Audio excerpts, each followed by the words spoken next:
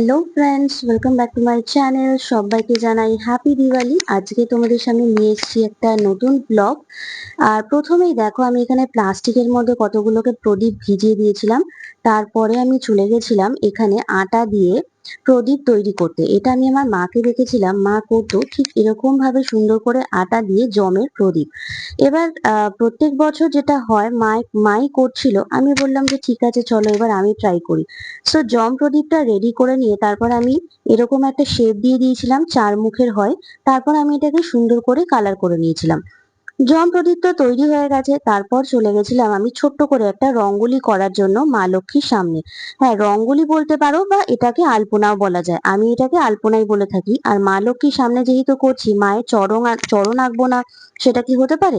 চরণ আর হচ্ছে পদ্মফুল কিন্তু এটা একদমই মা লক্ষ্মীর আলপনা দেওয়ার সময় কিন্তু আঁকতেই হয়। আর এখানে আমি অনেক রকমের কালার ব্যবহার করেছি যাতে একটুখানি সুন্দর দেখতে লাগে।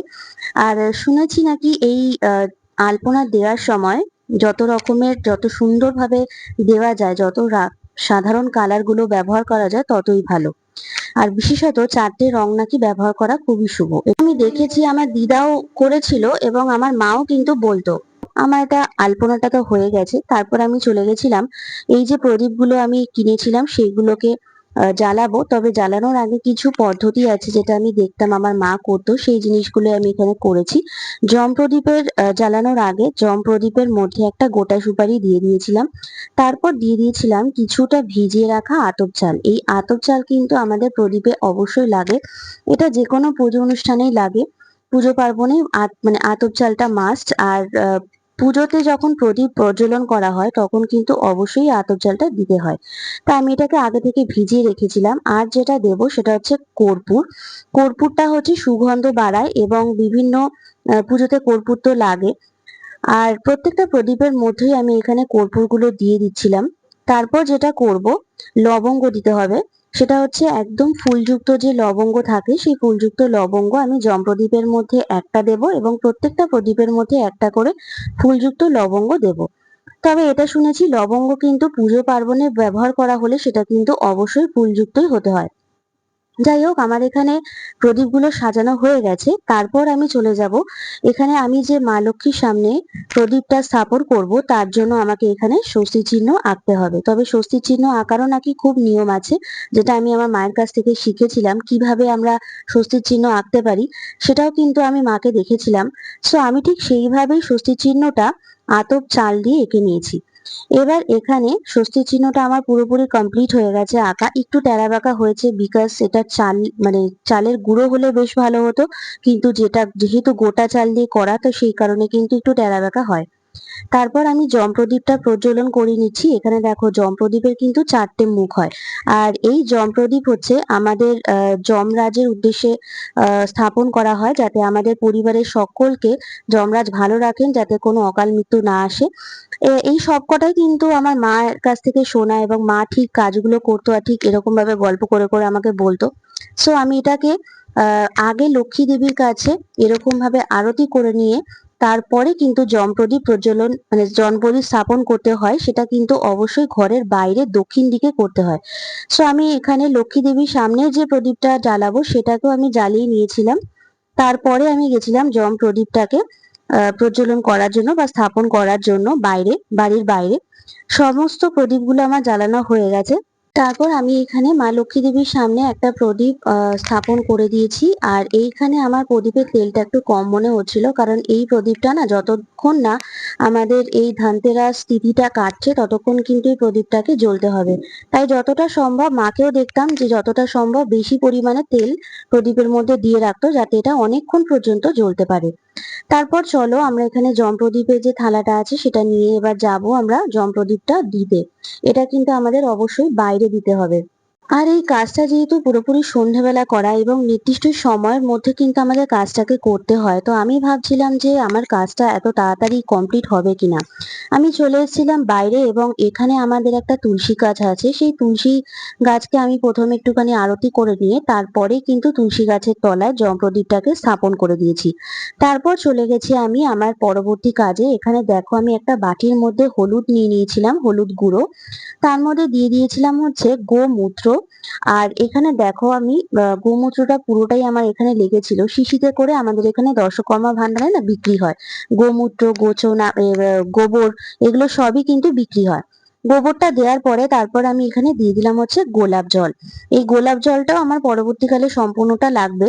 আমি প্রথমে ভাবছিলাম হয়তো অল্প একটু দিলে হয়ে যাবে। তারপর আমার যেহেতু কোনো আইডিয়া ছিল না, মাকেই দেখতাম যে মা কিভাবে করতো। তারপর এখানে আমি পুরোপুরি গোলাপ জলটা দিয়ে এটাকে একটা সুন্দরভাবে মানে ব্যাটারের মতো রেডি করে নেব। তারপর যে কাজটা করতে হবে, আমাদের যে মূল দ্বার মানে হচ্ছে আমাদের যে প্রবেশদ্বার বাড়ির, সেই বাড়ির প্রবেশদ্বারে আমাদেরকে কিন্তু স্বস্তিক চিহ্ন আঁকতে হবে। এটা আমি মাকেও দেখতাম এবং দিদাও বেশ সুন্দর করে আঁকতো। তবে আমি আগেও বলেছি স্বস্তিক চিহ্ন আঁকার কিন্তু খুব সুন্দর মানে নিয়ম আছে। ঠিক সেরকম ভাবে আমি স্বস্তিক চিহ্নটা এঁকে নেব। তবে আমি জানি না এই কাজটা এতটা কঠিন হবে। ভাবতাম মাকে দেখে হয়তো যে কাজটা খুবই করা সহজ, কিন্তু এতটা কঠিন হবে ভাবতেও পারিনি। কারণ আমি হলুদটা তো গুলেছিলাম ঠিকই, কিন্তু দেওয়ার সময় বা হলুদ দিয়ে স্বস্তিক চিহ্ন আঁকার সময় দেখলাম বেশ ঝামেলা এবং কঠিন একটা কাজ। যাই হোক, আমার কাজটা করতে কিন্তু বেশ মজাই লাগছিল। তারপরে যেটা করতে হবে, এখানে দেখো গুঁড়ো সিঁদুর নেওয়া আছে, সেই গুঁড়ো সিঁদুর আমাদেরকে আহ স্বস্তিক চিহ্নের মধ্যে আবার এঁকে দিতে হবে, মানে এটাকে লাগাতে হবে। তবে আমাদের প্রবেশদ্বার কিন্তু দুটো, সেক্ষেত্রে আমরা দুটো দরজাতেই কিন্তু স্বস্তিক চিহ্ন এঁকেছি। এখানে আর কারোর কারোর অনেক সময় হয় বাড়ির প্রবেশদ্বার একটাই থাকে, তো মেন কথা হচ্ছে যতগুলো প্রবেশদ্বার থাকবে প্রত্যেকটা দরজায় কিন্তু আমাদেরকে এই স্বস্তিক চিহ্নটা আঁকতে হবে। আর তার মাঝখানে আমাদের আতপ চাল, যেটা আমরা ভিজিয়ে রেখেছিলাম, সেই আতপ চাল একটুখানি একদম জয়েন্ট যে পয়েন্টটা আছে সেখানে দিতে হবে। সো আমার এখানে স্বস্তিক চিহ্নটা প্রথম দ্বারে তো দেওয়া হয়ে গেছে, তারপরের দ্বারটাও আমি স্বস্তিক চিহ্নটা এঁকে দিচ্ছি। স্বস্তিক চিহ্ন আঁকাটা এবার আমি শিখে গেছি এবং মাকে দেখেই শিখেছিলাম। তবে নামগুলো কি আমার ঠিক মনে পড়ছে না। প্রত্যেকটা স্বস্তিক চিহ্নের অঙ্গের কিন্তু এক একটা নাম আছে।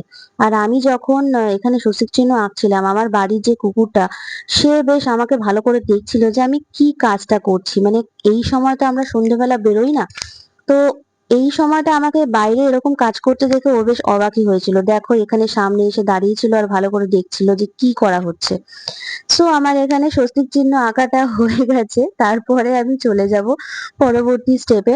মানে পরবর্তী স্টেপে বলতে আমাদের যে মূল দ্বারের যে ডোরটা আছে, সেই ডোরের মধ্যে এবার আমাদেরকে আলপনা আঁকতে হবে। সেই হলুদ যে গোলাটা গুলেছিলাম, সেই হলুদ গোলাটা দিয়ে এরকম ভাবে সুন্দর করে এটাকে লেপে দিতে হবে, যেরকম আমরা পুরোনো দিনের বাড়িতে মাটি লেপা হতো ঠিক সেরকম ভাবে। তারপর এরকম হলুদ গোলা দিয়ে কিন্তু এখানে সুন্দর করে পদ্ম ফুল আর হচ্ছে মা লক্ষ্মীর পায়ের চিহ্ন আঁকতে হয়। এটা শুনেছি মা বলতো যে যাতে মা লক্ষ্মী আমাদের প্রবেশ করতে পারে ঘরের মধ্যে। এবং এটা সাধারণত আমরা কিন্তু লক্ষ্মী পুজোর সময়তেও এঁকে থাকি, আলপনা দিই চালের গুঁড়ি দিয়ে বা খড়িমাটি দিয়ে।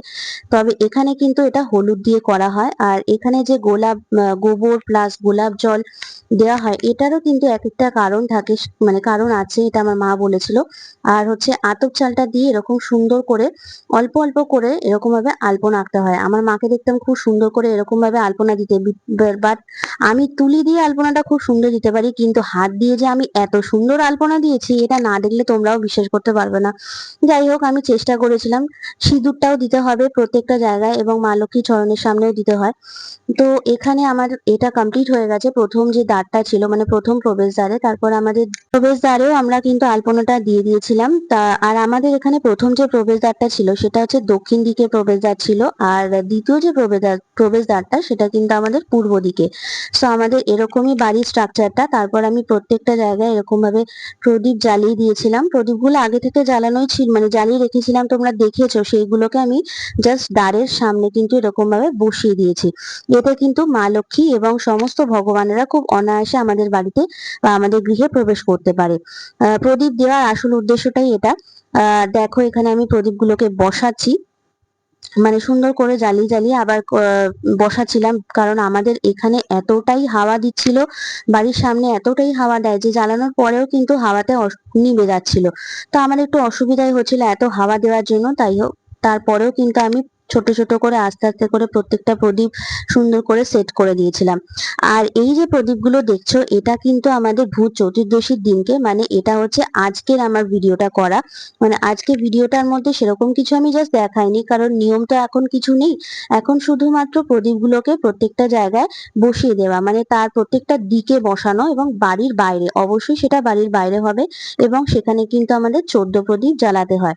আগের দিন ছিল ধনতেরাস, তাই জন্য 13টা প্রদীপ, আর আজকে যেহেতু ভূত চতুর্দশী তাই জন্য কিন্তু 14 প্রদীপ। তবে এই 14 প্রদীপেরও কিন্তু অনেক রকমের ঐতিহাসিক বা মাইথোলজির কারণ আছে। আমি গল্প শুনেছিলাম, আমার খুব ভালো লাগে।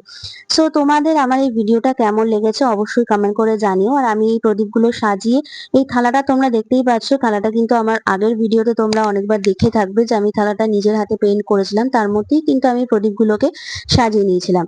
আর এইটা হচ্ছে আমাদের বাড়ি, যে লাইটিং দিয়ে সুন্দর করে সাজানো হয়েছিল। তবে এইবারে লাইটিংটা কিন্তু আমি লাগাইনি, প্রত্যেকবার আমি লাগাই, বাট এইবারে কিন্তু একটা কাকুকে দিয়ে লাইটিংটা করা হয়েছিল। সো পুরো ভিডিওটা আমার কেমন লাগলো অবশ্যই কিন্তু তোমরা কমেন্ট করে জানাতে ভুলো না। আর যদি ভালো লাগে তাহলে একটা লাইক করে দিও। আর চ্যানেলে যারা নতুন বন্ধু দেখছো তারা কিন্তু অবশ্যই চ্যানেলটাকে সাবস্ক্রাইব করে চ্যানেলটার সাথে থেকো। আর এই ভূত চতুর্দশী বা ধানতেরাস সম্পর্কে তোমাদের কি মতামত, বা তোমরা কি কি জানো, কিছু জানো যদি এক্সট্রা, তাহলে কিন্তু অবশ্যই আমাকে জানাবে। সো আমি ভিডিওটা এখানেই শেষ করছি, তোমাদের সাথে আবার দেখা হবে পরবর্তী ভিডিওতে। টাটা।